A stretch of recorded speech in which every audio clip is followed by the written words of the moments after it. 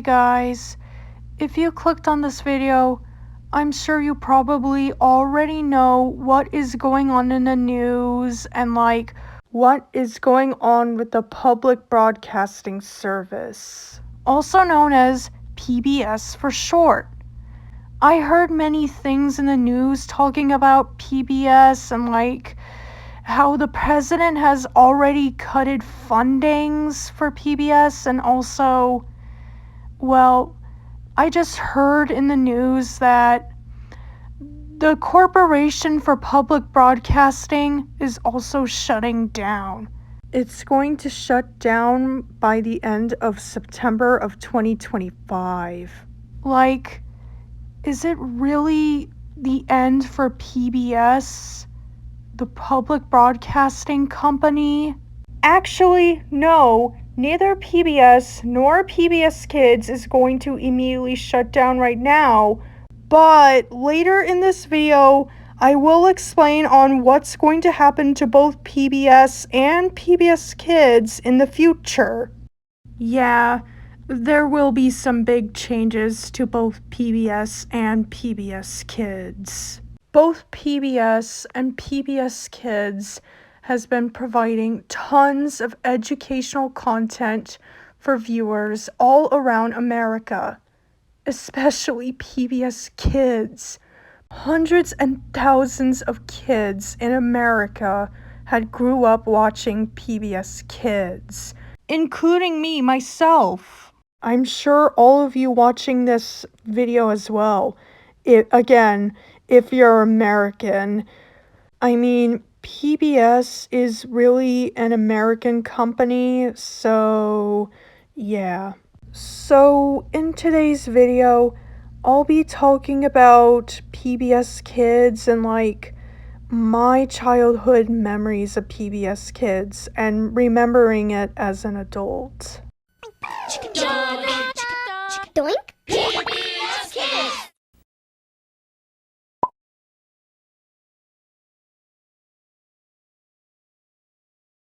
So, in November of 1969, the Public Broadcasting Service was founded. And 25 years later, in 1994, they launched a children's programming block called PTV. To any of my older audience members who grew up in the 1990s, unlike me, I was born in 2006. Sorry, everybody. I hope you remember watching PTV as a kid, especially remembering the P-Pals. Do you remember the P-Pals? This is PBS! Yeah, I'm sure you do. But now, let's talk about the PBS Kids era. In 1999, PTV was rebranded as PBS Kids. And they also created new mascots that replaced the P-Pals with two little green characters named Dot and Dash. I hope you also remember those little logos and bumpers and IDs featuring the characters. I mean, Dot and Dash are probably the most well-known PBS Kids mascots ever because they're recognizable, and lots of people grew up with PBS Kids in the late 90s to the early 2000s. And lots of people even remember watching the older shows that used to air on PBS Kids. Some of them still do today. I mean, some people remember Arthur, Sesame Street, Clifford the Big Red Dog, Between the Lions, Fetch with Rough Ruffman, Dragon Tales, Clifford's Puppy Days, Cyber Chase, Thomas and Friends, and some shows that obviously either you or your parents hated, such as Barney, Teletubbies, oh yeah, and of course, Caillou. I myself remember watching Caillou when I was little, but Caillou is obviously the most controversial show ever on PBS Kids. So, if you didn't know, Caillou is actually an animated series from Canada and is based on the French Canadian book series of the same name, but it aired on PBS in the United States. And Caillou started airing on PBS Kids in 2000. And, well, I'm sure most of you can recall the most infamous and, like, the most controversial episodes ever of that show, such as Caillou Joins the Circus and Big Brother Caillou. So basically, what happens in Caillou Joins the Circus is that Caillou is in like a rush to like get ready to like go to the circus. And of course, his dad comes in and actually reminds Caillou that no, the circus wasn't today, it's actually tomorrow. And you know what happens next, guys. Caillou starts to cry, and then he just literally throws his infamous tantrum. No, it's today. I got all dressed. It's today. Come on, Caillou. Come downstairs and help me make breakfast. No, I don't want to. Silly old car. Silly. Yeah. Now on to Big Brother Caillou. In Big Brother Caillou, Caillou's mother is pregnant and then later has a baby girl named Rosie, which means that Caillou has a new little sister. And of course, Caillou becomes jealous of Rosie, and then later in the episode, when Caillou's dad was not looking, Caillou kisses Rosie and then pinches her, making her scream, making her squeal, making her cry.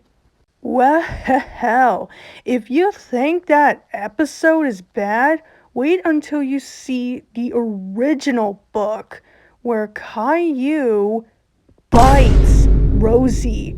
I'm not joking, really. The original book showed Caillou biting Rosie. And like another issue with this episode is that Caillou's dad, he doesn't get angry or yell at Caillou for pinching Rosie. Caillou, why did you do that to Rosie? I don't like Rosie. Why not?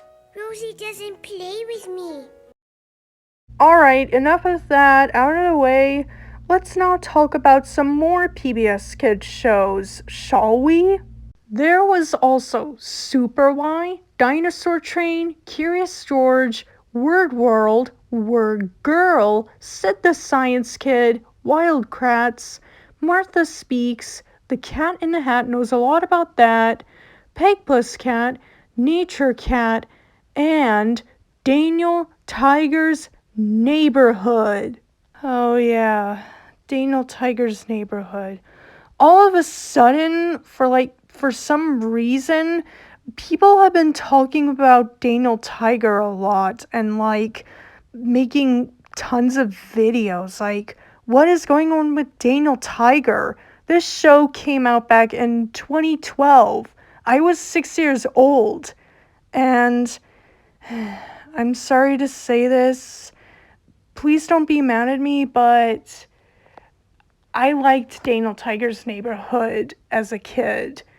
I don't know why, but Daniel Tiger's Neighborhood was like a PBS Kids show that I really liked watching when I was much younger. Like, it was like my favorite or something. But girl, I remember those old days when I was much younger and watching PBS Kids on the WKNO Memphis station.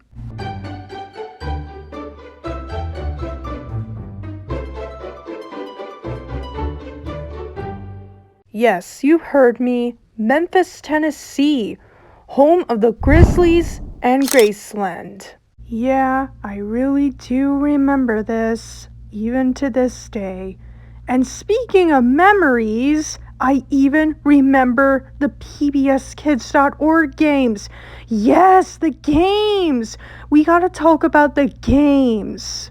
I remember these old days long ago when I was a kid myself, playing on my mom's computer and going on to PBSKids.org. I really liked playing the Word World games, the Curious George games, Dinosaur Train games, Martha Speaks games, and yes, Daniel Tiger games. Heck, I even remember going onto pbskids.org while I was at school. I remember playing the fish tank game where you would play and interact with Daniel Tiger's pet fish, and the Feel the Music game where you can make Daniel dance to happy, sad, or angry music, and even the Tea Party game. In this game, you would host a tea party with Daniel Tiger and his friends and choose and change the color of the tablecloth, the tea sets, and even the snacks. I remember you could give them some cookies, strawberries, and even pretzels. I even remember playing a couple of Martha Speaks games, such as Skits Cooks, which is like a pizza making game, and Make the Band, where you can create your own songs at a recording studio with Martha. And a couple of Dinosaur Train games I remember playing was All Aboard, where you could be a conductor of the titular dinosaur train, and as well as Hungry Hungry Herbivore.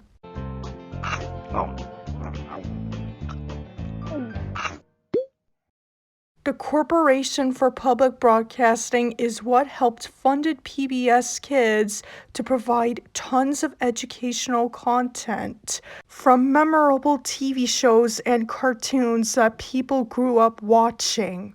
Whether it was 1990s, early 2000s, or 2010s, people have memories of specific television shows from PBS Kids.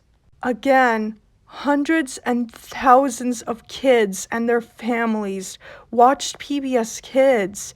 PBS Kids helped those children learn and discover new things. But what does this mean now if the Corporation of Public Broadcasting is going to shut down? Like I said before, this doesn't mean they're fully shutting down. But what I heard that this will affect some local PBS stations in certain cities here in the United States. And some of these cities relied heavily on federal funding from the Corporation of Public Broadcasting. But with all of it gone, some of these local stations could either reduce programming, lay off some of their staff members, or possibly even, yes, cease operations. Meaning that, yes, unfortunately, this could mean that some local PBS stations are shutting down. What I am now saying is that some cities in the United States may no longer have any PBS channels, unfortunately. Even though there were some controversial moments, some people still enjoyed PBS Kids. Again, including me, someone who was born in 2006.